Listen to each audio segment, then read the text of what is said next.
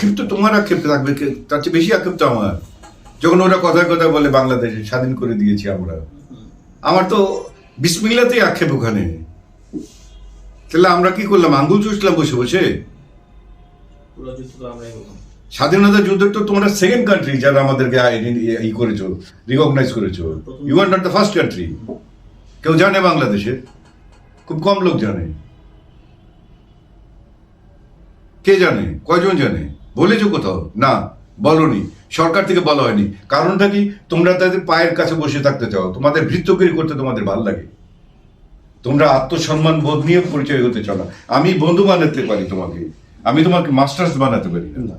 আমরা নিশ্চয়ই স্বীকার করি যে আমাদের মুক্তিযুদ্ধের সময় আমাদেরকে অনেকে থাকা জায়গা দিয়েছে। আমি তো পলিটিক্যাল এখন যদি খারাপভাবে বলি যে থাকা জায়গা দেওয়া ছাড়া কোনো উপায় ছিল না। 1 কোটি লোক তো তা নাহলে ওই ঘরেই থাকতো। আমরা যেমন 14 লক্ষের উপরে নিয়ে রোহিঙ্গাকে নিয়ে পাগল হয়ে বসেছি। এখন কি করব? আমাদের দুর্বলতার কারণে যেন তাদের জায়গা দিয়েছি। ক্ষমতা যদি থাকতো তাহলে আমরাও তাদের আর্মস অ্যামিউনিশন দিয়ে পাঠিয়ে দিতাম, যাও যুদ্ধ করো। They did for their own self.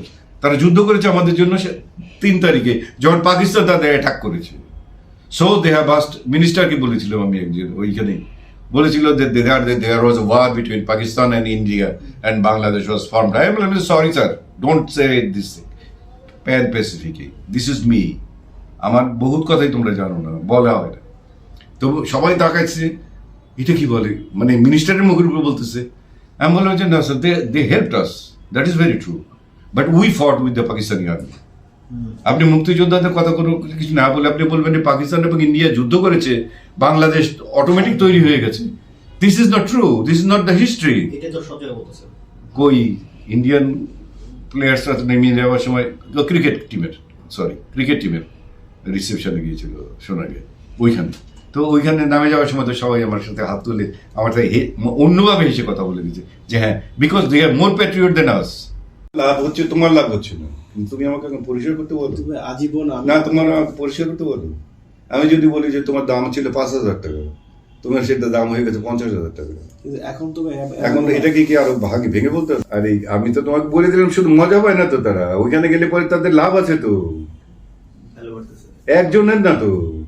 চলচ্চিত্র জগতের নাই এরকম তো 2,000 লোক ওইখানে, 1,000 মেয়ের, আমি 500-600 মেয়ের নাম আমি তোমাকে বলে দিতে পারি। আমাদের এখন লেখে যারা, ওরা বলেছে ভাই আমরা তো গল্প পাই না, কেমনি লিখবো, আপনার সামনে যেতে তো আমাদের সাহস পাই না। আমরা গল্প তো আমরা সবাই লিখতে পারি না, আল্লাহ তাআলা তো গল্প লেখার ক্ষমতা ওকে দেয়নি, সবাইকে দেয়নি না।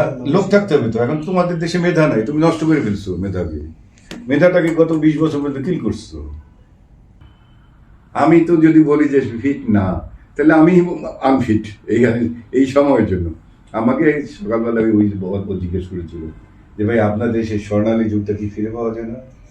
আমি বললাম যে একটু ভুল বললে শব্দটাকে একটু চেঞ্জ করো, শব্দটা বলবে যে আপনাদের স্বর্ণালী যুগটা না, ওই সময়ের সবার মিলিয়ে যে যুগটা ছিল সেটা ছিল স্বর্ণালী যুগ।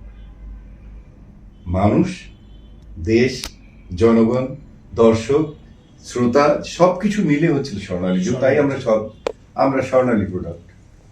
এখন তোমরা যা হয়েছো তাই, why do you expect something new? এলিয়ানরা আসুক, তারপর তাদের কাছে ভালো কিছু ছিল।